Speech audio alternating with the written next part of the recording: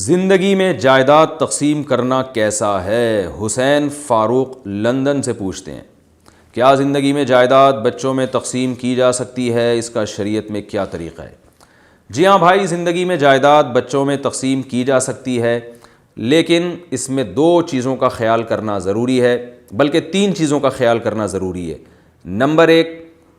اسلام میں جب بھی آپ کسی کو گفٹ دیں گے، ہدیہ دیں گے، تو زبان سے کہنا یا صرف ڈاکومنٹیشن میں اس کے نام ٹرانسفر کر دینا کافی نہیں ہے۔ آپ جب تک وہ چیز اس کے قبضے میں نہیں دیں گے تو گفٹ مکمل نہیں ہوتا، سامنے والے کی ملکیت ثابت نہیں ہوتی۔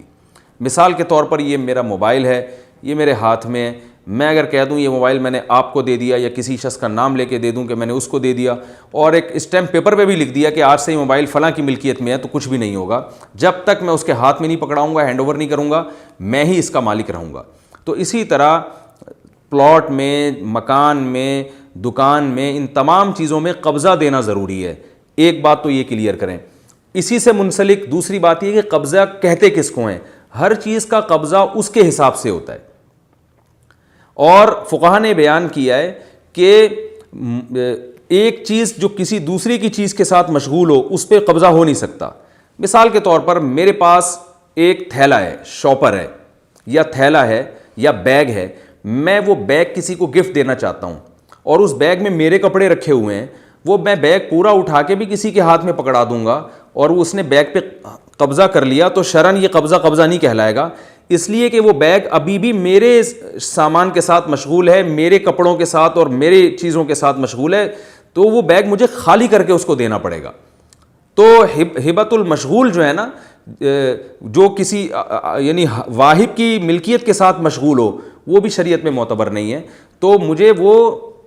بیگ جو ہے پہلے خالی کرنا پڑے گا، پھر تاکہ وہ استعمال کے قابل ہو سکے، اس کو سامنے والے کو جس کو میں گفٹ دے رہا ہوں اس کو اس پر قدرت حاصل ہو جائے۔ تو یہ قدرت ہوگی اور پریکٹیکلی ہینڈ اوور ہوگا، تو پھر یہ دو شرطوں کے ساتھ یہ قبضہ کہلائے گا۔ اب میں اس کی ڈیٹیل میں جاتا ہوں کہ آپ جب کسی کو مکان گفٹ کرتے ہیں تو مکان میں اگر سامان آپ کا سارا پڑا ہوا ہے تو جب تک آپ سامان سے خالی کر کے سامنے والے کو ہینڈ اوور نہیں کریں گے، مکان کی چابیاں نہیں پکڑائیں گے، اس وقت تک شریعت اس قبضے کو قبضہ نہیں مانے گی، کیونکہ یہ مکان اصل میں آپ ہی کے قبضے میں ابھی تک، کیونکہ آپ کا سامان اس میں پڑا ہوا ہے۔ اس کی مثال ایسے ہے جیسے مالک مکان آپ سے کہتا ہے کہ مکان خالی کریں، تو آپ نے کیا کیا کہ یعنی مکان میرے قبضے میں دیں،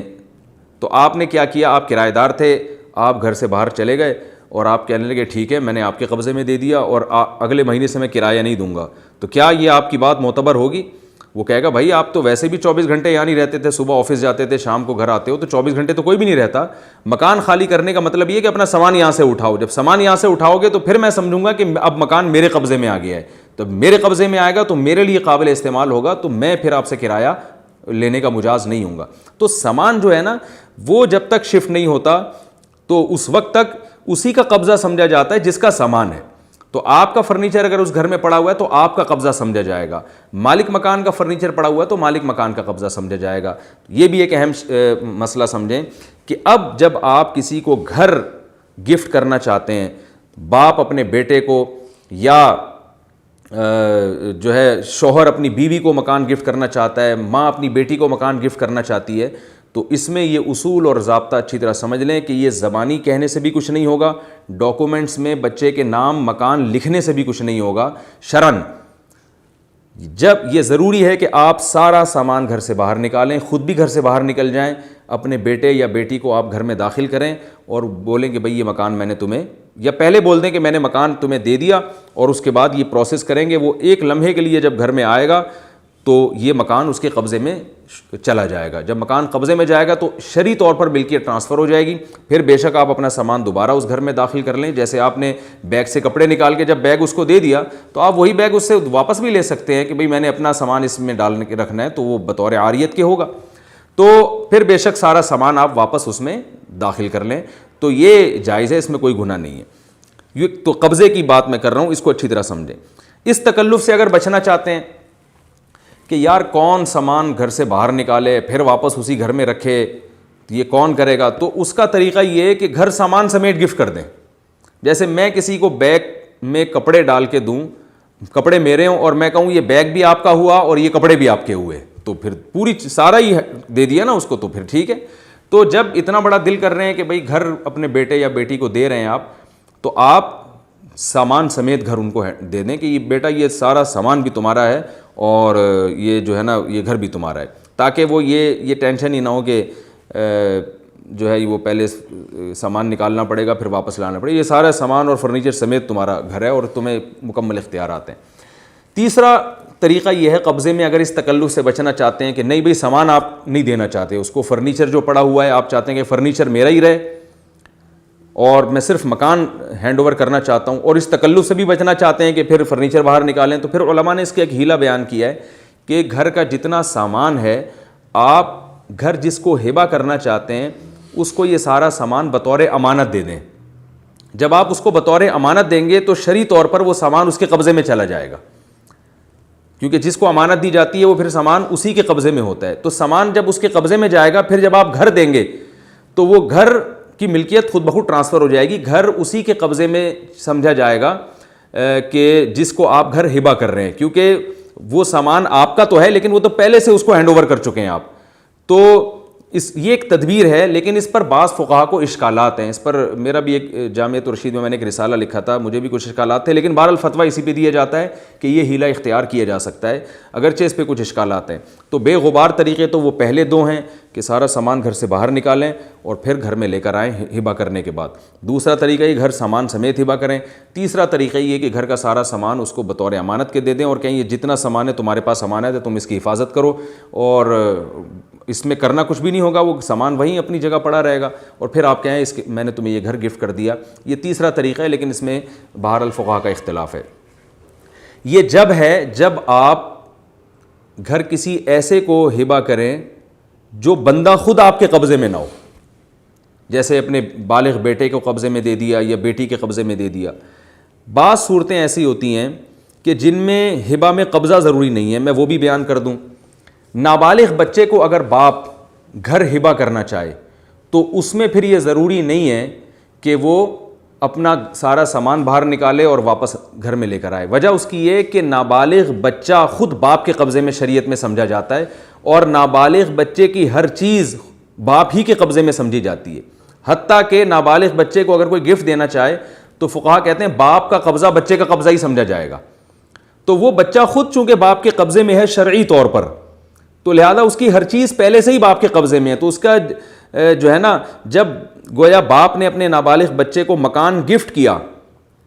تو اب اس میں قبضہ دینا اس لیے ضروری نہیں ہے کہ قبضہ بیٹے کو دیا جائے گا نا, اور بیٹے کا متولی باپ ہے تو باپ ہی تو بیٹے کی طرف سے قبضہ کرے گا, تو وہ قبضہ تو پہلے سے باپ کا گھر میں موجود ہے, اس کا سارا سامان پڑا ہوا ہے اس میں. تو یہاں قبضہ ضروری نہیں ہے, اس لیے کہ باپ کا جو قبضہ ہے نا وہ بیٹے ہی کا قبضہ سمجھا جائے گا, کیونکہ باپ بیٹے کا متولی ہے, ولی ہے. تو اسی وجہ سے فقہا نے بیان کیا اگر کوئی نابالغ بچے کو, مثال کے طور پر میں کوئی موبائل گفٹ کرنا چاہوں تو نابالغ بچے کو پکڑا دوں یا اس کے باپ کو پکڑا دوں ایک ہی بات ہے, کیونکہ باپ بچے کی طرف سے قبضہ کر سکتا ہے. تو جب باپ اپنے نابالغ بچے کو مکان گفٹ کرے گا تو اس میں قبضہ ضروری نہیں ہے. ضروری اس لیے نہیں ہے کہ وہ پھر باپ خود بھی تو قبضہ کر سکتا ہے نا بچے کی طرف سے, تو وہ قبضہ تو پہلے سے کیا ہوا ہے, اس کا اپنا مکان ہے وہ, تو لہذا اس میں جدید قبضے کی ضرورت نہیں ہے. اسی طرح فقہا کہتے ہیں کہ بیوی اگر اپنے شوہر کو مکان گفٹ کرے گی, شوہر جب بیوی کو کرے گا تو قبضہ دینا ضروری ہے, لیکن بیوی جب اپنے شوہر کو مکان گفٹ کرے گی تو قبضہ کرنا ضروری نہیں ہے. وجہ اس کی ہے کہ بیوی شرعی طور پر شوہر کے قبضے میں پہلے سے ہوتی ہے, یعنی ہوا کرتی تھی کسی زمانے میں, اب تو نہیں ہے, لیکن بہرحال شرعن اب بھی ہوتی ہے. شرعی طور پر یہی سمجھا جائے گا کہ بیوی پر شوہر کا قبضہ ہے, شوہر پر بیوی کا قبضہ نہیں ہے, لیکن شرعی طور پر بیوی پر شوہر کا قبضہ ہے. تو جب بیوی پر شوہر کا قبضہ پہلے سے ہے تو شوہر جب اس کو مکان گفٹ کرے گا تو وہ یہی سمجھا جائے گا ایسی چیز کو دے رہا ہے جو پہلے سے اس کے قبضے میں ہے, لہذا یہاں بھی جدید قبضے کی ضرورت نہیں ہے. تو یہ اب میں اس کا خلاصہ قبضے کے حکام کا دوبارہ بیان کر دوں جلدی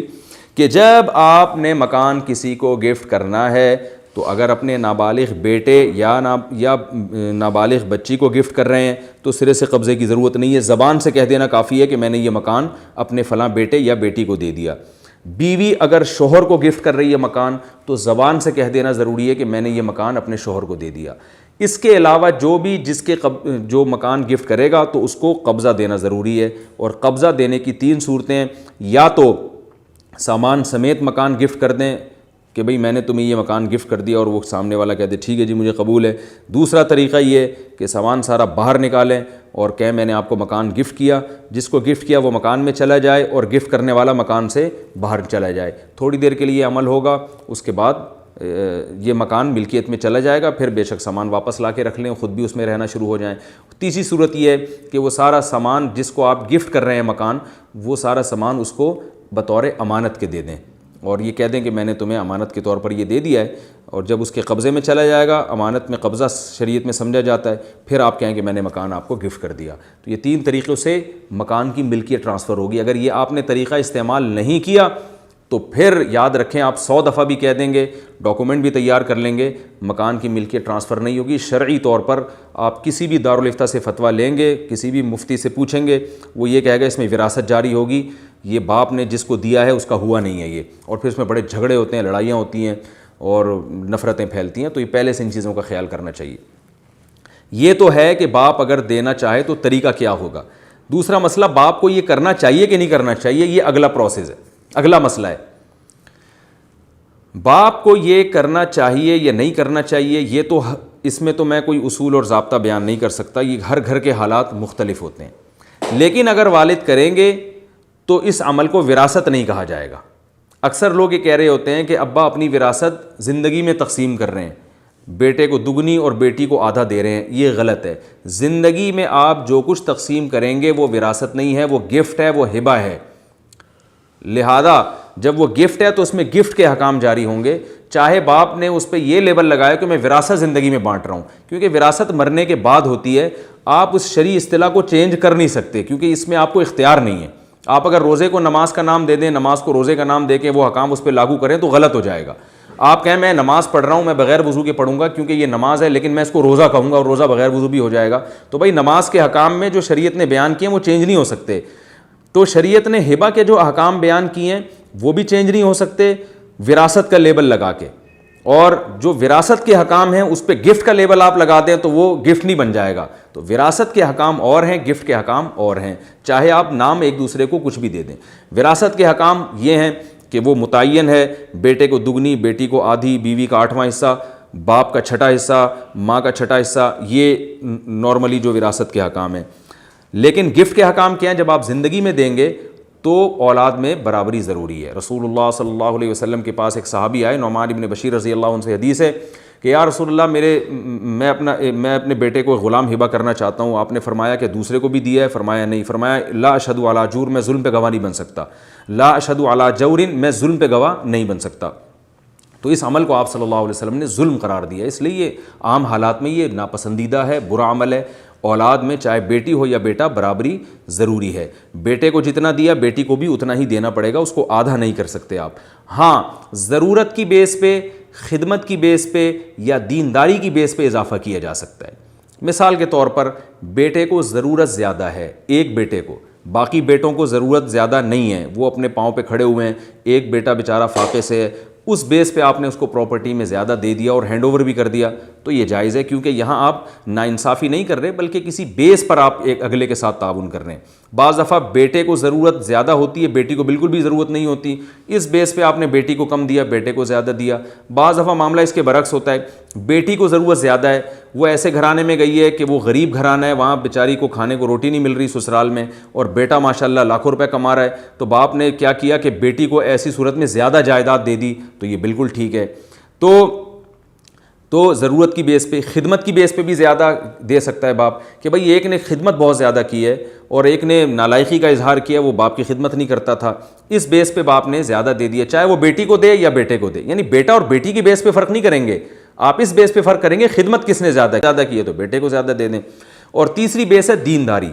آپ کا خیال ہے کہ یہ نالائق، اس کو میں نے وراثت دی تو یہ بیچ باچ کے شراب کباب میں، فلموں میں، ڈراموں میں اور چکر بازیوں میں اڑا دے گا، دوسرے کو دی یہ مسجدیں بنوائے گا، رشتہ داروں پہ خرچ کرے گا، میرے مرنے کے بعد میرے باقی بچوں کا خیال کرے گا، یہ ایک ریلائبل آدمی ہے اور دیندار آدمی ہے، اپنی ذمہ داریوں کو پورا کرنے والا ہے، تو اس بیس پہ آپ نے زیادہ دے دی، یا بیٹی کو اس بیس پہ زیادہ دے دیا کہ وہ دیندار ہے، تو ان 3 بیسس پہ آپ کمی بیشی کر سکتے ہیں۔ 3 بیسس کیا ہیں؟ ضرورت، خدمت اور دینداری۔ اس کے علاوہ آپ بلا وجہ دے رہے ہیں تو زیادہ دے رہے ہیں، تو اس کا مطلب گویا یہ آپ باور کرا رہے ہیں کہ یہ میرا سوتیلا ہے اور یہ سگا ہے، تو یہ غلط ہے، شریعت میں اس کو پسند نہیں کیا گیا۔ تو اس بیس پہ آپ زندگی میں جائیداد تقسیم کر سکتے ہیں۔